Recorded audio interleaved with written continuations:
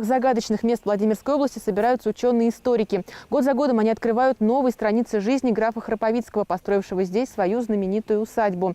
Сотрудники Владимиро-Суздальского музея-заповедника вместе с московскими коллегами по крупицам восстанавливают историю этих мест. Например, в этом году определено имя второго архитектора усадьбы, а также стало известно, как были утрачены некоторые ее здания. Сколько всего зданий насчитывала усадьба в XIX веке, сейчас сказать трудно. По современным данным, здесь осталось 44 дореволюционных постройки. Многие из них превращены в руины. Не сохранились до наших дней главные усадебные и запасные дома. В последнем, предположительно, размещались на ночлег приезжавшие в усадьбу гости. Для нужд лесохозяйственного техникума еще в советское время был разобран бывший дом управляющего. Пожар 1959 года уничтожил одно из самых красивых зданий – усадебный театр, центр культурной жизни всей округи. Нарядное, привлекающее внимание здание театра было хорошо видно всем приезжающим по дороге отсюда до села Новониколаевского, а позднее из подъездной аллеи железнодорожной станции. Муромцевский театр представлял собой изысканное самобытное сооружение, которое вполне могло бы достойно украсить городское пространство.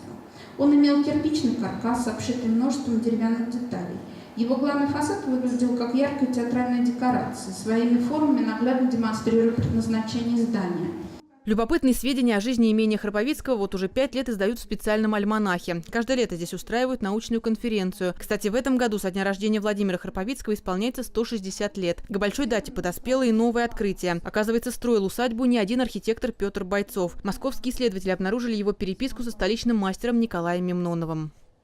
Если Бойцов проектировал, рисовал, занимался дизайном помещений, то всяческую практическую работу с подрядчиками, с закупкой строительных материалов, взаимоотношения со строительными рабочими, всяческие согласования по строительству с местными властями, с губернскими.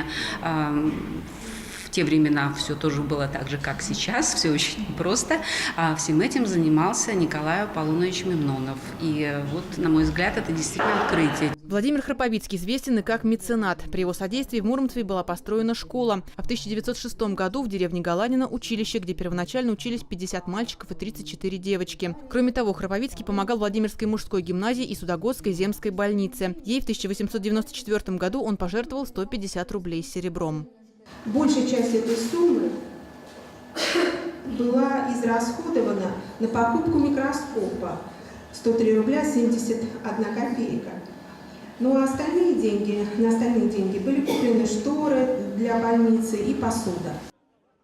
Интерес к усадьбе не ослабевает. Правда, организованные группы туристов сюда заезжают редко. Чаще всего люди находят информацию в интернете и едут сюда просто погулять. Памятник федерального значения уже давно нуждается в реконструкции. В последнее время здесь благоустроили бывший скотный двор. На большой площадке возле него вырубили опасные деревья. Также была расчищена каскадная аллея, которая ведет от главного дворца к пруду. Екатерина Гаврилова, Стас Трегубов, Губерния 33.